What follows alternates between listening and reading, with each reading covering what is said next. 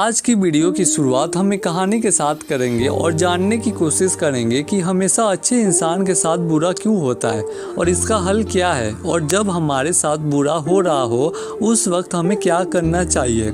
आपने भी एक बात नोटिस ज़रूर किया होगा कि हमारे साथ अगर कुछ भी बुरा होता है तो अक्सर हम ये सोचते हैं कि आखिर मेरे साथ ही क्यों, मेरे साथ ही हमेशा ऐसा क्यों होता है। हम हमेशा खुद को दूसरे लोगों की तुलना में अनलकी मानते हैं और सोचते हैं कि उसकी लाइफ कितनी अच्छी है, उसके साथ कभी बुरा नहीं होता, हमेशा मेरे साथ ही बुरा होता है। और हम गुस्सा हो जाते हैं खुद से, भगवान से और अपनी ज़िंदगी से भी।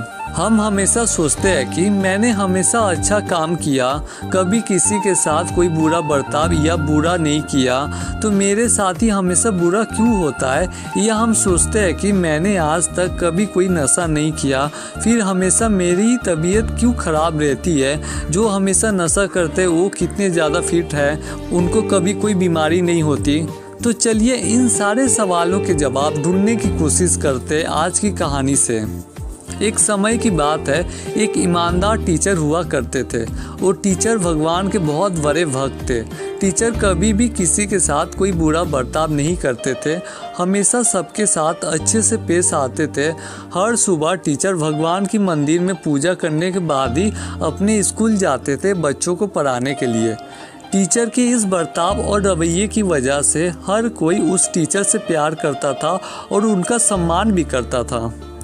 और वहीं दूसरी तरफ एक बदमाश और बहुत घटिया आदमी था। चोरी करना, जुआ खेलना, शराब पीना उसका रोज़ का काम था। वो भी हर रोज़ सुबह खाली पैर मंदिर जाता था, लेकिन पूजा करने के लिए नहीं, चप्पल चुराने के लिए।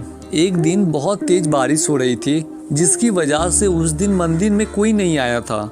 वो चोर मंदिर गया चप्पल चुराने के लिए, तो देखा मंदिर के बाहर तो एक भी चप्पल ही नहीं है। उसके बाद वो मंदिर के अंदर गया तो उसकी नज़र मंदिर की दान पेटी पर पड़ी और वो पंडित जी की नज़रों से बचते बचाते उसने दान पेटी में से सारे पैसे चुरा लिए और वहाँ से भाग गया।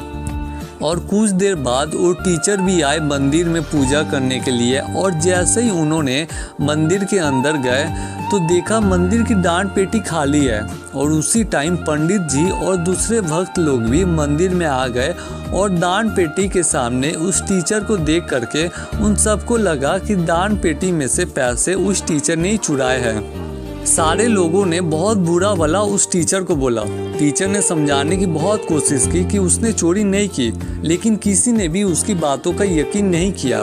आखिरी में कैसे भी बचते बचाते सारे लोगों से वो टीचर उस मंदिर से निकल गए और रास्ते में आ गए। और उसी टाइम एक तेज रफ्तार से एक गाड़ी उस टीचर के पास आई और उस टीचर को ठोक करके भाग गई। टीचर जख्मी हो गए थे और रास्ते पर गिर गए थे, उनको बहुत चोटें भी आई थी। एक्सीडेंट के दौरान एक बैग उस गाड़ी से नीचे गिर गई थी, क्योंकि कार वाले ने एक इंसान को धक्का मार दिया था, जिसके बाद वो कार वाला डर की वजह से अपनी बैग को लेने के लिए नहीं रुका और वहाँ से और भी तेज़ी से अपनी कार से भाग गया था। ये सारी चीज़ें दूर से वो चोर देख रहा था। दान पेटी से उसने जो पैसे चुराए थे, उस पैसे से उसने शराब पी रखा था। जैसे ही वो चोर उस बैग के पास गया तो उसने देखा कि वो बैग पैसे से भरा हुआ है।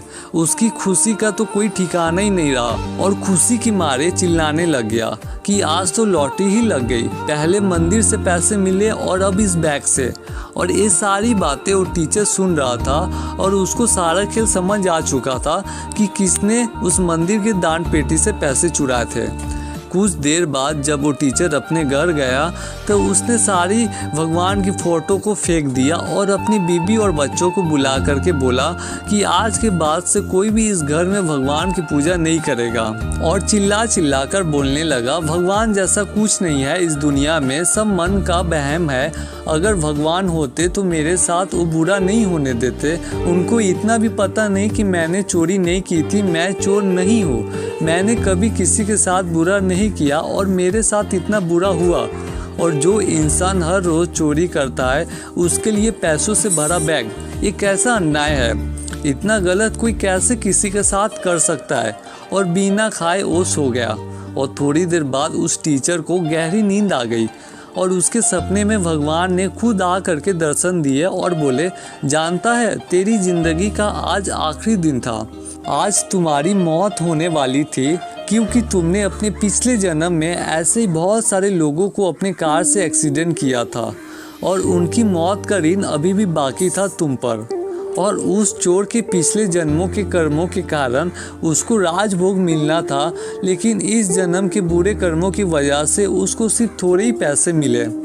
तो इस कहानी से हमें ये सीख मिलती है कि हमारे साथ जितना भी बुरा क्यों ना हो रहा हो, हमारा विश्वास हमारे भगवान के प्रति कभी कम नहीं होना चाहिए। अगर हमारे साथ कुछ भी बुरा हो रहा है तो हमें हमारा कर्म अच्छा रखना है, इससे हमारे साथ उतना बुरा नहीं होगा जितना बुरा होने वाला था, क्योंकि हमारे कर्म ही हमारे भविष्य तय करते हैं और हमारे कर्मों के फल ही हमें मिलते हैं। एक बात हमेशा याद रखना, हमारे भगवान हमारे साथ कभी बुरा नहीं होने देंगे। जो हो रहा है हमारे साथ, भले ही अभी वो हमें पसंद नहीं है, लेकिन हो सकता है शायद उसी में हमारी भलाई छुपी हो। वो हमें अभी पता नहीं चलेगा, लेकिन वक्त के साथ साथ हमें पता ऑटोमेटिक लग जाएगा कि उस टाइम जो मेरे साथ हुआ था वो मेरे अच्छे के लिए ही हुआ था। कभी कभी कुछ बुराइयों में बहुत अच्छाइयाँ भी छुपी हुई होती है। तो आई होप आज की स्टोरी आपको बहुत अच्छी लगी होगी और स्टोरी का जो मतलब मैं आपके साथ शेयर करना चाहता था वो मतलब आपको समझ में आ गया होगा। तो आई होप आज की वीडियो आपको अच्छी लगी हुई होगी।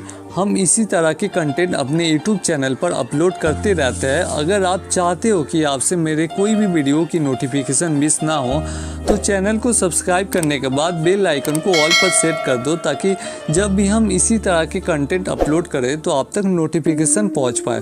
तो फिर मिलेंगे एक और नई वीडियो के साथ, तब तक के लिए बाय।